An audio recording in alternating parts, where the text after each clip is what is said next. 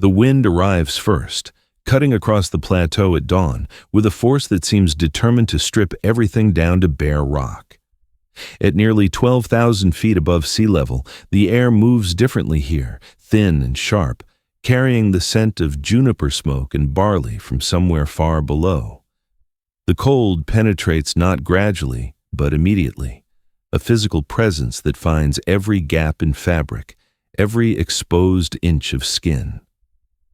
This is Lhasa in the early morning hours of the 17th century, when the world still belongs to silence and shadow, and the only sound is the rhythmic padding of felt boots on frozen earth as monks move through their first prayers of the day.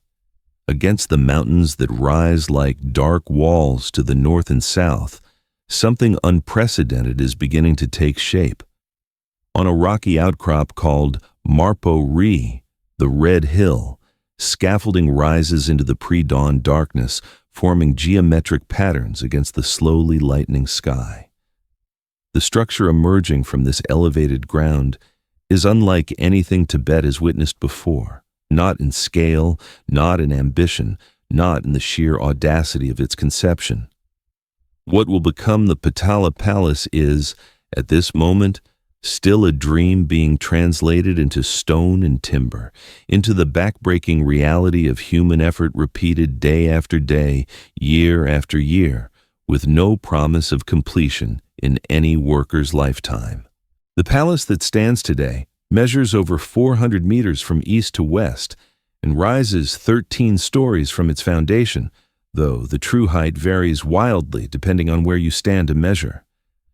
From certain angles, the building seems to flow upward like a natural extension of the mountain itself, the white walls of the lower structure giving way to the crimson mass of the central edifice, topped with roofs of hammered gold that catch the first light of morning and hold it like a flame. More than 1,000 rooms occupy the interior spaces, connected by staircases that spiral and twist through darkness, by corridors that double back on themselves, by passages so narrow a person must turn sideways to pass through. The palace contains chapels and meditation chambers, libraries and throne rooms, storage vaults and dormitories, workshops and kitchens, an entire self-contained universe stacked vertically against the sky. But numbers alone cannot convey what it means to stand before this structure, to experience the weight of its presence pressing down on the earth and simultaneously reaching upward with an almost desperate yearning. The architects who designed the Potala understood something fundamental about human perception, that beauty can be weaponized, that grandeur can overwhelm rational thought, that a building sufficiently magnificent can remake the landscape not just physically, but psychologically, altering forever the way people understand their place in the cosmos. Every dimension was calculated for effect, every sightline considered, every ascending staircase designed to exhaust the body while preparing the mind for the encounter with the sacred that supposedly waited at the summit. What visitors see when they approach the palace is a facade of such breathtaking harmony that it seems almost inevitable, as though these walls grew from the mountain rather than being constructed upon it. The whitewashed lower sections create a visual foundation of purity and stability, while the red central building rises like a beating heart and the golden roofs catch every variation of light from dawn to dusk, transforming constantly throughout the day. The whole structure seems to defy gravity, appearing simultaneously massive and weightless, earthbound and celestial, permanent and somehow fragile, as though one strong wind might carry it away into the thin blue atmosphere. What remains invisible from any external vantage point is everything that makes this beauty possible. Behind those pristine white walls runs a labyrinth of service corridors and storage chambers, where the actual work of maintaining the palace happens in perpetual shadow. Beneath the golden roofs and painted chapels, teams of workers move through their daily routines in spaces tourists will never see, carrying fuel for heating, hauling water for cooking and cleaning, repairing structural damage that occurs constantly at this altitude, replacing roof tiles loosened by wind, treating wood threatened by insects, monitoring for fire in a structure that is, at its core, supremely flammable. The beauty that takes your breath away requires, quite literally, other people's breath to sustain it, their labor, their constant vigilance, their bodies worn down in service to an ideal. The story of how this palace came into being begins not with architecture, but with a man. And understanding the building requires understanding the particular combination of vision, ambition, and circumstance that made its construction seem not just desirable, but necessary. The fifth Dalai Lama, known to history as Ngawang Lobsang Gyatso, was born in 1617 into a world of political fragmentation and religious conflict. Tibet at this moment existed as a patchwork of competing powers, various Gelug and Karma Kagyu factions vying for dominance, local lords maintaining their own armies. The very concept of unified political authority little more than a distant memory from earlier dynastic periods. Ngawang Lobsang Gyatso was a child when he was identified as the reincarnation of the fourth Dalai Lama. But by the time he reached young adulthood, he had developed into someone far more complex than the role typically allowed.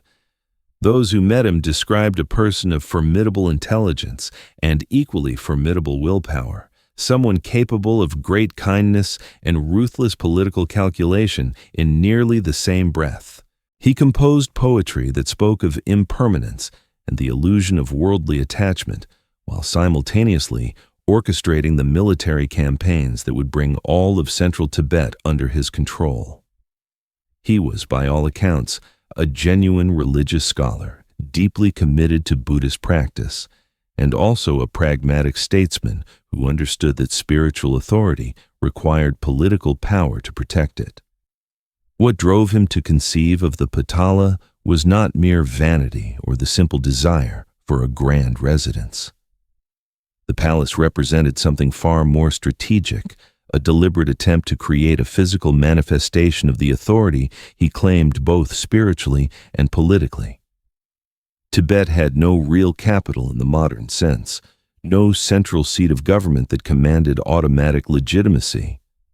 The fifth Dalai Lama understood that to unify the plateau under Gelug leadership, he needed more than military victories or religious arguments. He needed a symbol so powerful that it would redefine the landscape itself, creating a new center around which everything else would orbit. Construction began in 1645, though the exact date remains somewhat uncertain depending on which historical account you privilege. What is clear is that the initial phase focused on the White Palace, the lower sections that would house the administrative functions and living quarters. The workforce assembled for this task represented a cross-section of Tibetan society, though calling it assembly suggests a voluntary gathering that misrepresents the reality.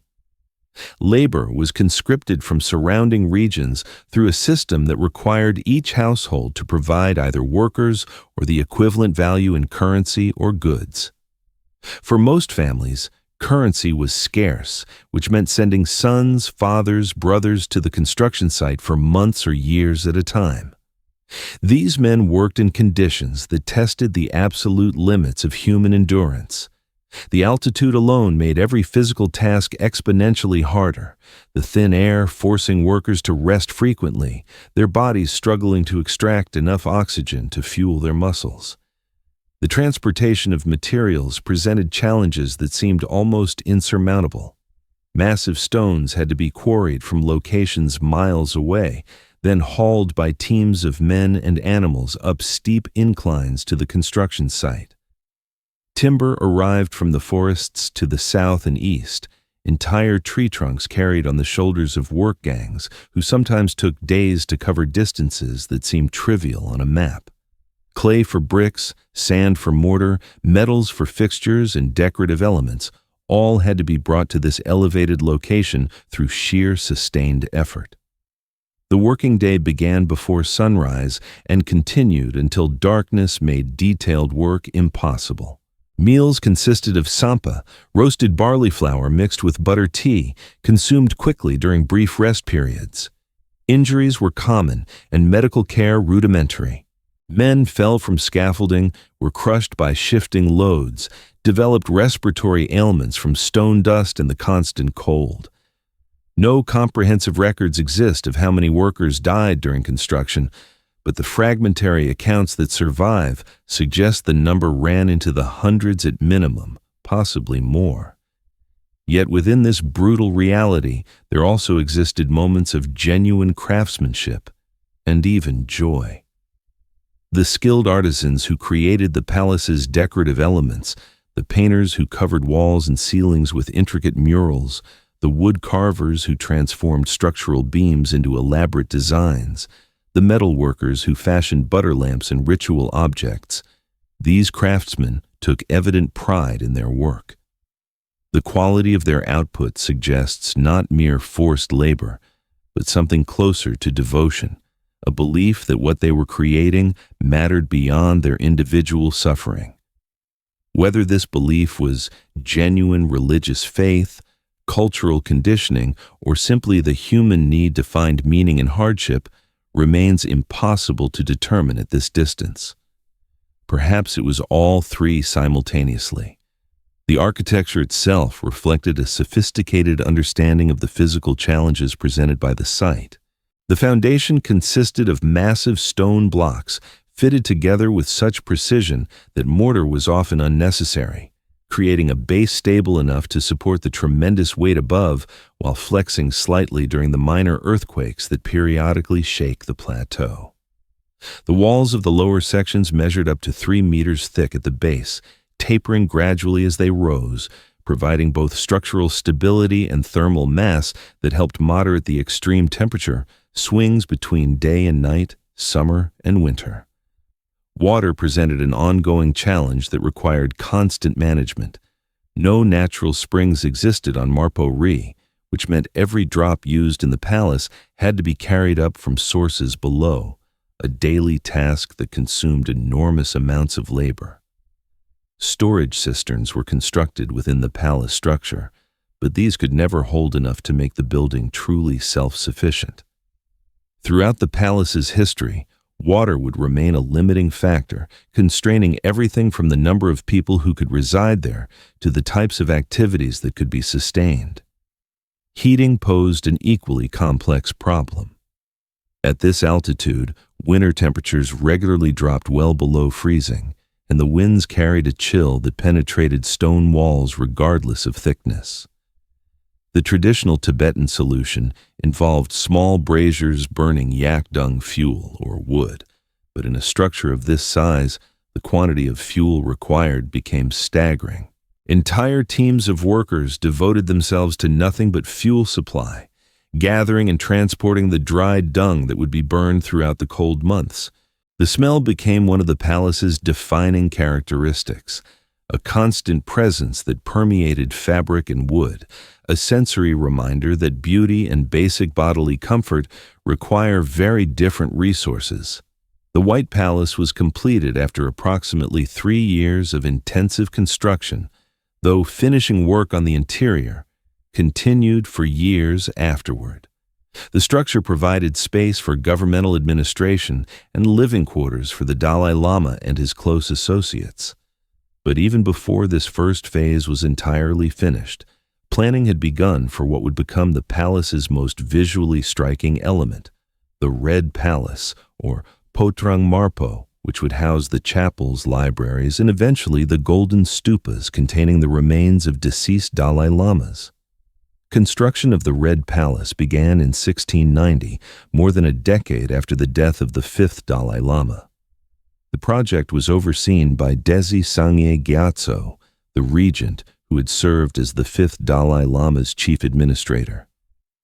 In one of the more remarkable political deceptions in Tibetan history, Sangye Gyatso concealed the Dalai Lama's death for approximately 12 years, claiming the leader was in extended meditation retreat, maintaining the fiction until the Red Palace was far enough advanced that its completion seemed assured. The decision reveals something essential about the palace's true purpose. It was never simply a building, but a political instrument, and its completion mattered more than truth, more than conventional morality, more perhaps than anything else. The Red Palace rose above the White Palace like a crown, its walls painted the deep crimson associated with religious authority, its interior spaces designed specifically to overwhelm visitors with visual splendor. The main chapel features walls covered in gold leaf and murals depicting Buddhist cosmology in intricate detail. The statues of Buddhas and Bodhisattvas stand multiple meters tall, their faces serene, their robes decorated with precious stones, their presence commanding absolute attention. The golden stupas containing the remains of the fifth and subsequent Dalai Lamas rise like architectural jewels, covered in gold plate measured in literal tons, studded with turquoise, coral, amber, and other materials whose value represented the accumulated wealth of an entire society. These stupas reveal perhaps more clearly than any other element the true cost of the palace's grandeur. The stupa of the fifth Dalai Lama alone consumed more than 3,000 kilograms of gold in its construction. To put this in perspective, a typical Tibetan family's entire worldly wealth might be measured in a few small ornaments or coins. The gold in this single stupa represented the potential prosperity of thousands of families, extracted through tax systems and donations that were rarely truly voluntary, concentrated into a single object whose purpose was to declare, in the most unmistakable visual language possible, the absolute supremacy of the religious authority it commemorated. The construction workforce for the Red Palace numbered in the thousands during peak periods. New systems of labor conscription drew workers from even more distant regions, spreading the burden across a wider area, but also deepening resentment in communities already struggling with the agricultural challenges of high-altitude farming.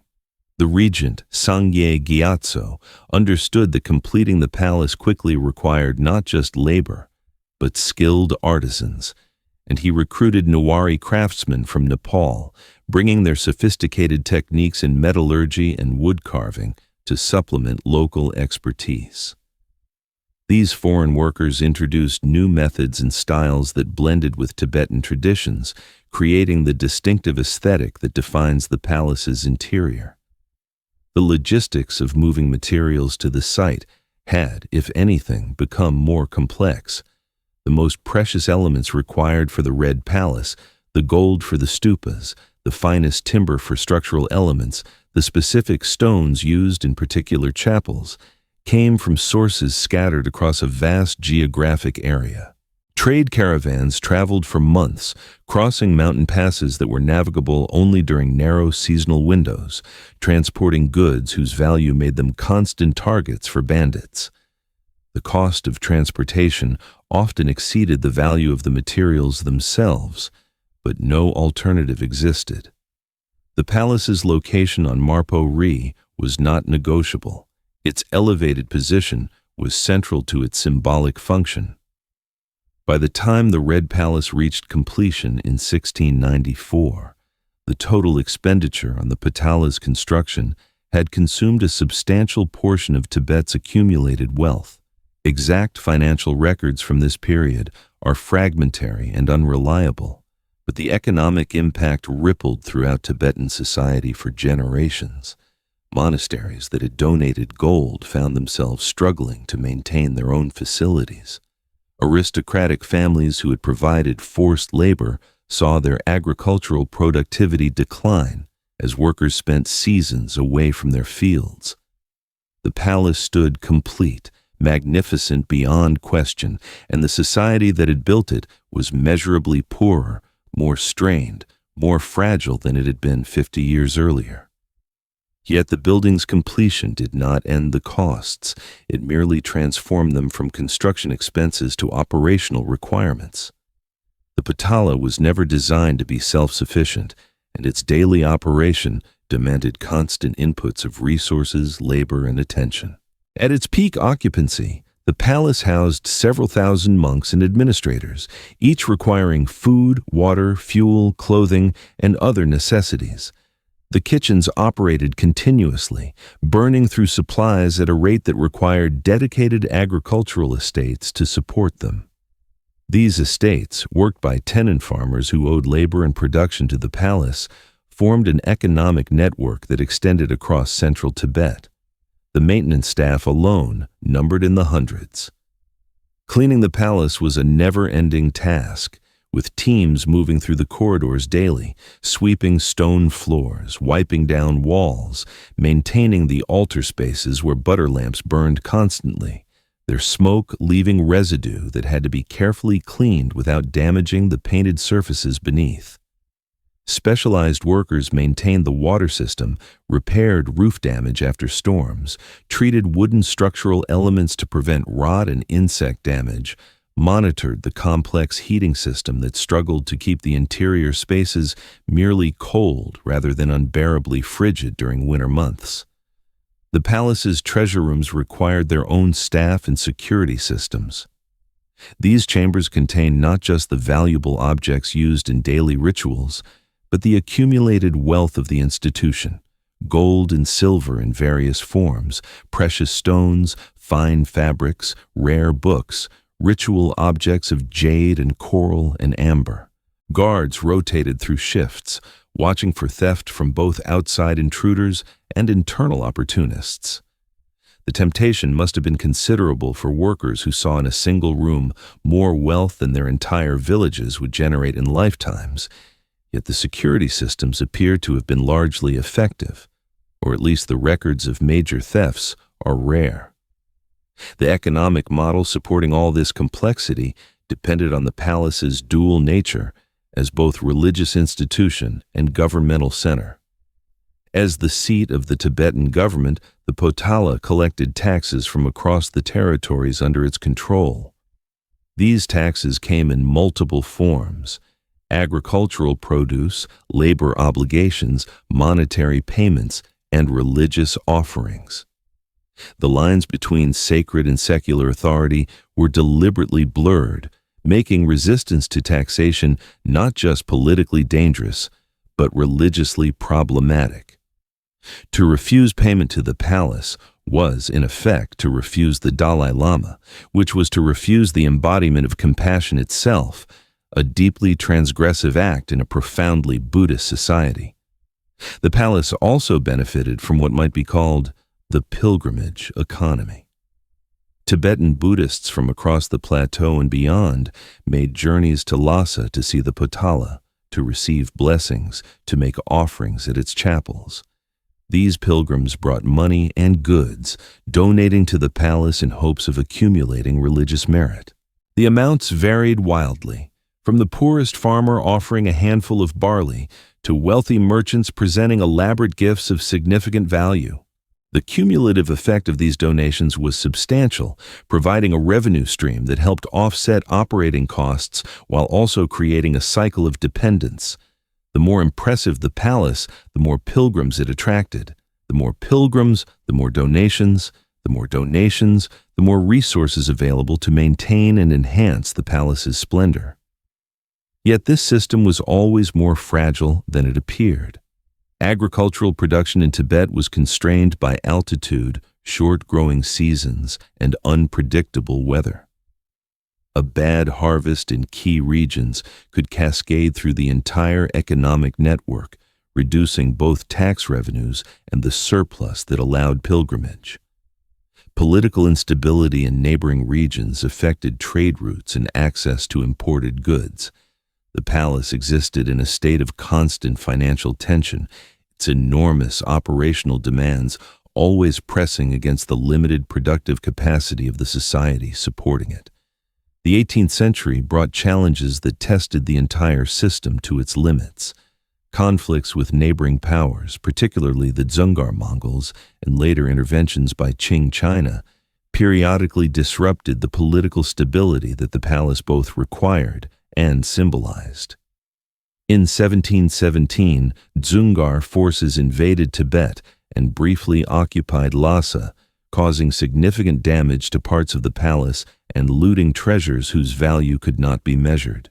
The Qing military expedition that drove out the Dzungars in 1720 established a new political reality. Tibet maintained nominal independence, but real power increasingly rested with the Chinese Amban, representatives of the Qing emperor who resided in Lhasa and exercised veto power over major decisions. This shift fundamentally altered the palace's political function. It remained the residence of the Dalai Lama and the nominal seat of Tibetan government, but key decisions now required approval from authorities whose primary loyalties lay elsewhere. The building that had been constructed to embody absolute religious and political authority became, in subtle but important ways, a beautiful shell around a hollowed-out power structure. The facade remained magnificent, but the substance behind it had been compromised. The palace adapted as institutions must to survive. The administrators who managed its operations learned to navigate the new political realities, maintaining the appearance of traditional authority while accommodating Qing oversight. The religious functions continued largely unchanged, providing a source of legitimacy and revenue that transcended political arrangements. The daily routines of maintenance and operation went on because they had to, because the alternative was allowing the palace to decay, which would have been both practically unacceptable and symbolically devastating. The 19th century brought new forms of pressure. The British military expedition to Tibet in 1904 marked the first significant contact with European imperial power. And while the Potala itself was not directly damaged, the political and economic disruptions affected its resource base. The indemnity payments demanded by the British had to be extracted from an already strained economy, reducing the surplus available for palace maintenance. Photographs from this period, some of the earliest visual records of the Potala, show a structure still magnificent, but also showing signs of wear, damaged roofing, faded paintwork, sections in need of repair that resources did not allow. The palace during this era housed fewer people than during its 18th century peak, reflecting both economic constraints and changing political realities. The administrative functions had diminished as real governmental power shifted toward the Ambans and later toward British and Chinese spheres of influence. What remained was increasingly the religious dimension, the palace as sacred space, as pilgrimage destination, as the physical embodiment of Tibetan Buddhist identity in an era when that identity was under growing pressure from multiple directions. The maintenance staff adapted to chronic resource shortages by developing sophisticated systems of triage and recycling. Materials were reused wherever possible. Damaged sections were stabilized rather than fully repaired, postponing major expenditures. The most visible elements, the golden roofs, the painted facades, received priority, maintaining the palace's external appearance even as interior spaces showed increasing signs of neglect. This was survival through careful management of appearances, a recognition that the palace's power rested as much on perception as on physical reality. The early 20th century brought accelerating change. The 13th Dalai Lama, who ruled from 1895 to 1933, attempted to modernize Tibet while maintaining its independence from both China and Britain. He introduced electricity to the Potala in the 1920s, installing a small hydroelectric generator that provided limited lighting to key rooms. The innovation was both practical and symbolic, demonstrating that the palace could embrace modernity while maintaining its traditional character. The electrical system was crude by contemporary standards, prone to failures and requiring constant maintenance, but it represented a recognition that adaptation was necessary for survival. The 13th Dalai Lama also initiated structural repairs that had been postponed for decades, recognizing that neglect could not continue indefinitely without risking catastrophic failure. Engineering assessments revealed that water infiltration had damaged key structural timbers, that foundation settling had created stress fractures in load-bearing walls, that the roof systems were approaching the end of their functional life. The costs of addressing these issues were staggering, forcing difficult choices about which problems to fix immediately and which to continue postponing. The palace was wealthy in accumulated treasures, but often poor in liquid assets, requiring the sale of stored goods to finance emergency repairs. The death of the 13th Dalai Lama in 1933 and the interregnum before the 14th Dalai Lama assumed power in 1950 marked a period of political uncertainty that affected the palace's condition. Maintenance standards slipped as different factions competed for authority. Resources were diverted to political maneuvering rather than structural upkeep. By the time the current 14th Dalai Lama began his tenure, the Potala needed comprehensive restoration work that would require years and resources that Tibet's increasingly fragile political situation made difficult to secure. The Chinese occupation of Tibet in 1950 and the subsequent political upheaval transformed the palace's situation entirely. The flight of the 14th Dalai Lama to India in 1959 removed the building's primary resident and the central figure around which its functions had been organized for 3 centuries. The Potala suddenly faced an existential question. What is a palace without its sovereign, a sacred residence without the presence that sanctified it? During the Cultural Revolution of the 1966 to 1976, the palace survived largely through the direct intervention of Zhou Enlai, who reportedly issued orders protecting it from the destruction visited upon thousands of other religious sites across Tibet and China. Even so, the period saw significant damage to interior elements, the removal or destruction of religious objects deemed reactionary, and the conversion of spaces to purposes entirely divorced from their original functions. Parts of the palace became offices, storage facilities, even residential quarters for government workers. The sacred had been thoroughly secularized. The post-cultural revolution period brought a gradual reassessment. By the 1980s, the Chinese government had recognized that the Potala represented a tourism asset of enormous potential value. This recognition sparked the first comprehensive restoration effort since the early 20th century, funded now not by religious offerings or traditional tax systems, but by state investment understood in purely economic terms. Teams of conservators, both Chinese and international, began assessing the palace's structural condition and planning repairs that would stabilize the building while making it accessible to the mass tourism that China's opening economy was beginning to facilitate. These restoration efforts revealed the full extent of the challenges. Centuries of accumulated damage, decades of deferred maintenance, and the physical stresses of altitude and weather had left the palace in a precarious state. Major structural timbers had rotted and required replacement. Foundation work needed reinforcement. The roof systems were failing in multiple sections. Wall paintings had deteriorated from water damage, smoke exposure, and simple aging.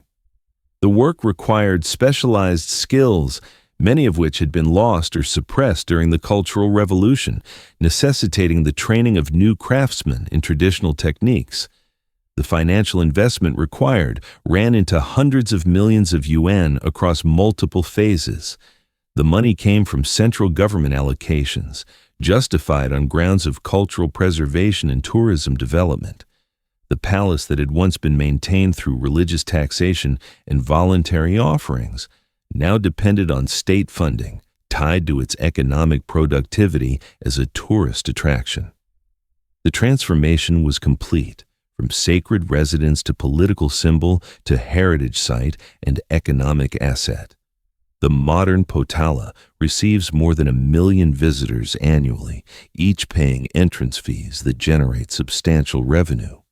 The money flows not to the palace itself as an independent institution, but to governmental heritage management organizations that oversee its operation. Visitor numbers are carefully controlled to prevent physical damage from overcrowding, with daily quotas enforced and time limits on how long groups can spend in key areas. The palace has become a precisely managed tourist experience with predetermined routes, restricted access to most areas, and constant surveillance to prevent theft and vandalism. The maintenance staff today numbers approximately 200 workers, a fraction of the historical peak, but still a substantial workforce employed full-time on preservation, cleaning, security, and basic operations. Modern technology has made some tasks easier. Electric lighting, limited climate control in key areas, improved structural monitoring systems, but has also revealed new vulnerabilities. The sensors that detect moisture intrusion and structural movement generate data requiring expert interpretation. Conservation work demands specialized materials and techniques, often more expensive than traditional methods, but necessary to meet contemporary preservation standards. The palace's utility systems represent an ongoing engineering challenge. Water still must be pumped to the site, though now through modern plumbing rather than carried by hand. Electrical systems provide lighting and power essential infrastructure, but the historical building was never designed for such installations, requiring careful routing to avoid damaging original fabric. Fire suppression systems have been installed, but their effectiveness in a structure of this complexity and combustibility remains limited. The palace exists in a state of managed risk, where the goal is not eliminating danger, but maintaining acceptable levels while preserving as much original material as possible. The question of authenticity haunts every restoration decision. When a structural timber needs replacement, should it be replaced with identical wood using traditional techniques, or with modern materials that will last longer but alter the building's material integrity? When wall paintings are restored, how much repainting is acceptable before the result becomes a modern copy rather than a historical artifact? These debates play out in conservation teams and heritage management meetings, each decision representing a negotiation between competing values: authenticity versus stability, preservation versus accessibility, historical truth versus aesthetic coherence. The Potala today exists in multiple simultaneous realities. For the Chinese government, it is a UNESCO World Heritage Site, a symbol of Tibet's historical integration with China, and a significant tourism asset generating both revenue and soft power. For Tibetan Buddhists, particularly those in exile, it remains a sacred site, though one inaccessible to many, and operating under conditions they view as fundamentally compromised.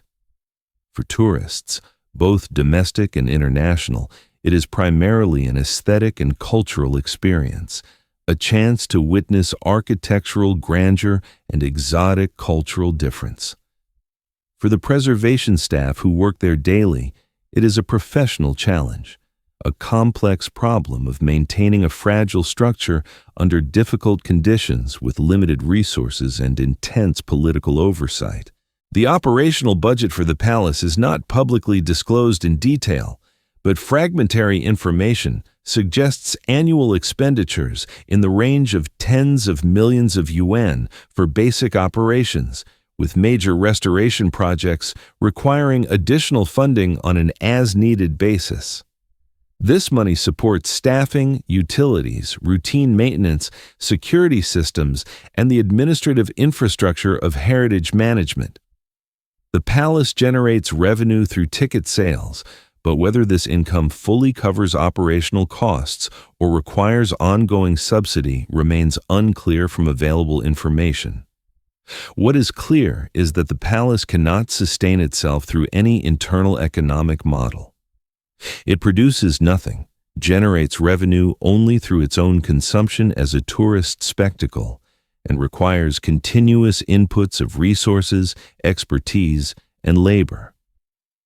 In this sense, it remains fundamentally what it has always been: a structure whose existence depends on the willingness of others to support it, whether motivated by religious devotion, political utility, or economic calculation. The hidden infrastructure that makes the palace viable today includes not just the physical systems within the building, but the extended network of suppliers, conservators, security personnel, tourism operators, government administrators, and political authorities whose collective effort keeps the place functioning. A breakdown at any point in this network would create cascading problems.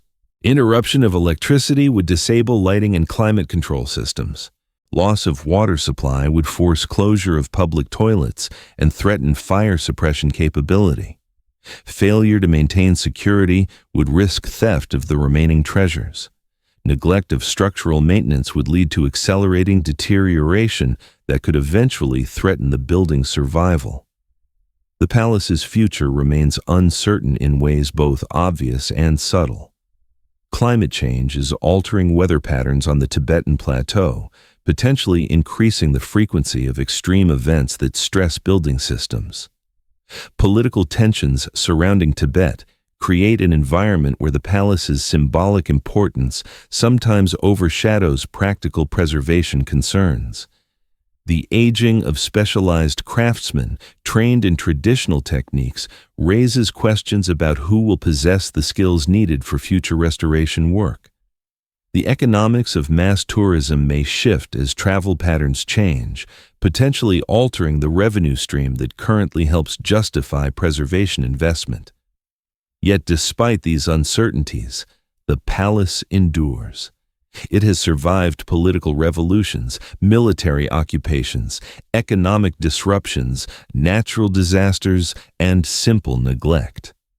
It endures not because it is indestructible, but because enough people, for diverse reasons, continue choosing to invest in its survival. The workers who clean its corridors daily, the conservators who monitor its structural health, the administrators who manage its operations, the government officials who allocate funding, the tourists who pay entrance fees, all participate in a collective project of preservation that requires constant renewal. The beauty that takes your breath away when you first see the Potala rising against the mountains is real, but it is not self-sustaining. Every golden roof tile, every painted mural, every structural timber exists in a state of continuous decay that can only be arrested through human effort. The grandeur depends on invisibility, on the maintenance workers who arrive before dawn, on the structural engineers whose reports never make headlines, on the budget allocations approved in meetings no tourist attends. The palace is magnificent and fragile, eternal in appearance and vulnerable in reality, a testament to human ambition and a reminder of the costs ambition demands. To ask who paid for this dream is to trace threads of causation that extend across centuries and encompass thousands of lives. The workers who hauled stones up the mountain, the farmers who grew food to feed construction crews, the monks who donated gold ornaments from monastery treasuries, the aristocratic families who sent sons and servants to work sites, the pilgrims who traveled vast distances to make offerings, the tax collectors who extracted tribute from reluctant subjects, the administrators who managed budgets and logistics, the artisans who spent years creating beauty that would outlive them, all paid in different currencies for different reasons, with different degrees of choice. The fifth Dalai Lama paid with political capital and moral compromise, concealing deaths, conscripting labor, diverting resources from other needs to realize a vision that was simultaneously spiritual and strategic. The regent Sangye Gyatso paid with 12 years of deception, maintaining an elaborate fiction because the alternative was abandoning the dream before its completion. The society that built the palace paid with reduced prosperity, diverted resources, and the opportunity costs of what else might have been done with the accumulated wealth poured into this single structure. But the palace also provided returns on these investments, though not always to those who bore the costs. It created employment for craftsmen and laborers, however harsh the conditions. It established Lhasa as an undeniable center, drawing pilgrims and trade that enriched the city's economy. It served as a physical argument for Gelug supremacy that helped maintain political stability, however imperfectly. It became a repository of art and knowledge, preserving cultural achievements that might otherwise have been lost. The calculation of whether the palace was worth its cost depends entirely on whose perspective you privilege and what values you weight most heavily. The modern costs are different in character, but not in kind. Today's preservation requires capital investment, specialized expertise, international cooperation, and sustained political will. The Chinese government pays with funding allocations that could go to other purposes. UNESCO and international conservation organizations pay with expertise and diplomatic effort. The Tibetan people pay with the complex emotional cost of seeing their most sacred site operated as a heritage attraction under political conditions many find unacceptable. Tourists pay entrance fees and contribute to the palace's economic justification, while also contributing to the physical wear that necessitates ongoing conservation. What keeps the palace alive is not money alone, though money is essential. What sustains it is the continuing belief, held by different groups for different reasons, that the palace matters enough to justify the effort and expense. For some, this belief is religious, a conviction that the site retains sacred significance regardless of political circumstances. For others, it is cultural, a sense that the palace represents achievements worth preserving. For still others, it is economic, a calculation that tourism revenues justify preservation investment. For the Chinese state, it is political, with the palace serving multiple propaganda and diplomatic functions. The palace endures because these diverse motivations happen to align sufficiently to maintain the flow of resources it requires. If that alignment were to break down, if tourism revenues collapsed, if preservation costs exceeded political tolerance, if international heritage support evaporated, if the symbolic value shifted in ways that made the palace expendable, the structure would begin the slow decline toward ruination that has claimed most historical buildings throughout human history. This precariousness is the palace's deepest truth, more fundamental than its architectural grandeur or religious significance. The Potala is not eternal. It is persistently renewed through conscious choice every day by people who could choose differently. The beauty you see when you approach the palace represents not just the vision of its creators, but the accumulated decisions of everyone who has chosen, across nearly 4 centuries, to keep it standing rather than letting it fall. The cost of maintaining this beauty is measured not just in money, but in the opportunity costs of what else those resources might accomplish, in the labor of people whose work will never be celebrated, in the compromises between ideals and practicalities that preservation always demands. Every conservation project requires choosing which elements to save and which to let go. Every budget allocation means saying yes to the palace and no to something else. Every visitor who pays admission is participating in an economic model that treats the sacred as a commodity, however uneasily, that sits with the palace's original purpose.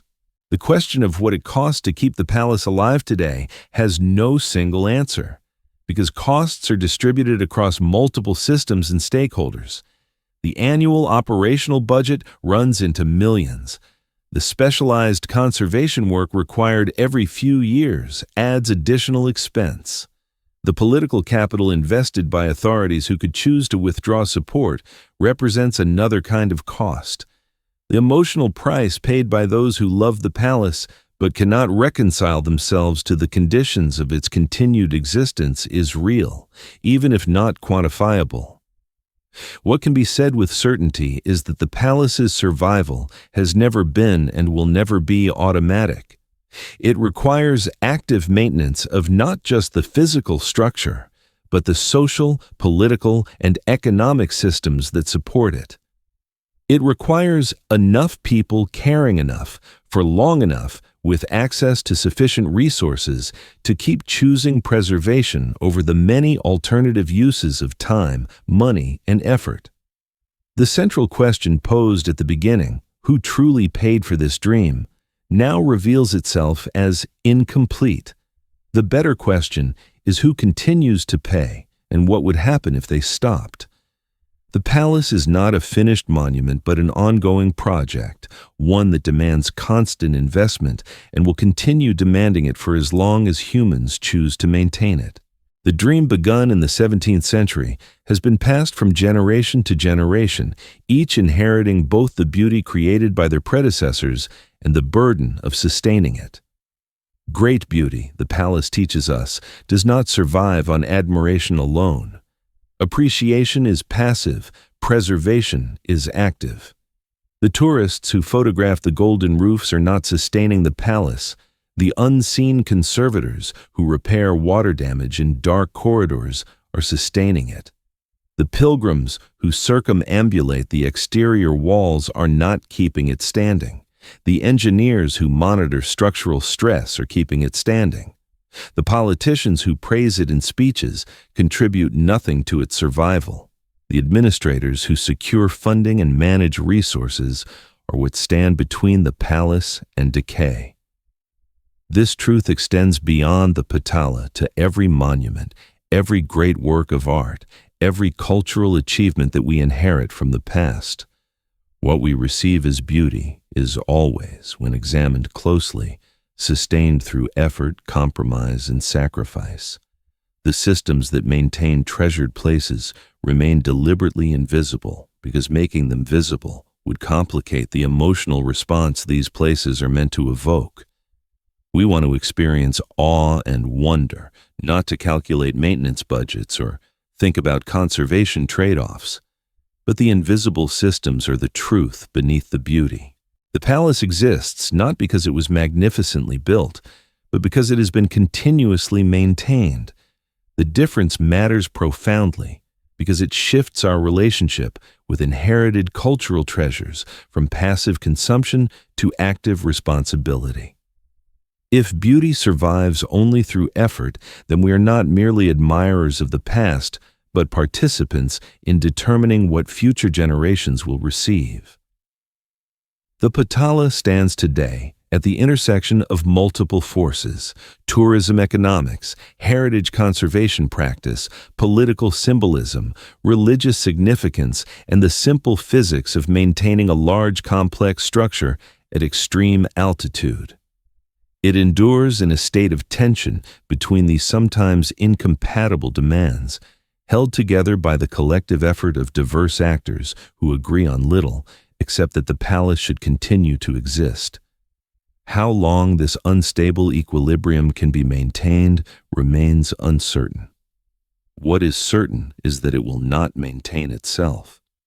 The palace's future depends on decisions being made now and decisions yet to come. It depends on conservation standards and funding priorities, on climate patterns and political stability, on the continued willingness of various stakeholders to invest in a structure whose significance they may understand very differently. It depends, ultimately, on the same force that brought it into being and has sustained it across centuries: human choice, repeated daily, to continue bearing the costs that beauty demands. The Potala Palace is not eternal, but it has endured. It has survived wars and revolutions, natural disasters and political upheaval, neglect and deliberate destruction. It has adapted to changing circumstances while maintaining essential continuity. It has been simultaneously a sacred residence, a government seat, a fortress, a treasure house, a prison, a museum, and a tourist attraction. It has meant different things to different people in different eras, yet it has remained recognizably itself. What the palace represents most fundamentally is human capacity and human limitation. We can create beauty that transcends individual lifetimes, but we cannot create anything that maintains itself. We can build monuments that aspire to eternity, but we cannot free them from the entropy that governs all physical things. We can design structures that appear inevitable and permanent, but their survival depends entirely on contingent choices made by specific people in specific circumstances. The beauty that takes your breath away when you see the Potala is real. So is the labor that maintains it, the money that funds it, the political calculations that protect it, and the compromises that permit it to exist under conditions its creators never imagined. Both realities are true simultaneously, and understanding the palace requires holding both in mind, refusing the comfortable simplification that would acknowledge only the beauty while ignoring everything that makes beauty possible. In the end, the palace offers this wisdom, that great human achievements exist not in spite of their fragility, but because of their fragility, that what makes monuments worth preserving is not their permanence, but their vulnerability, that beauty endures not through strength, but through continuous care. The golden roofs that catch the morning light are magnificent, but what makes them truly remarkable is that they are still there, that enough people have cared enough for long enough to keep them from falling. This is the cost of beauty, the price of greatness, the burden of inheritance, the understanding that what we admire we must also maintain, that what we value we must actively preserve, that what we wish to pass to future generations we must ourselves sustain through conscious effort and deliberate choice. The palace stands because people made it stand. It will continue standing only for as long as people continue choosing to make it stand. The dream that began on the Red Hill nearly 4 centuries ago continues, not because it is finished, but because it is perpetually renewed. Every repaired roof tile, every cleaned wall painting, every structural assessment, every budget allocation represents a choice to keep the dream alive. One more day, one more year, one more generation. The magnificence you witness is inseparable from this ongoing effort, and the true measure of the palace's grandeur is not what was achieved in the 17th century, but what continues to be achieved in less visible ways every day since. When you witness something of extraordinary beauty, do you think about what it costs to maintain, who pays that cost, and whether you would be willing to sacrifice what they sacrificed to keep such beauty alive?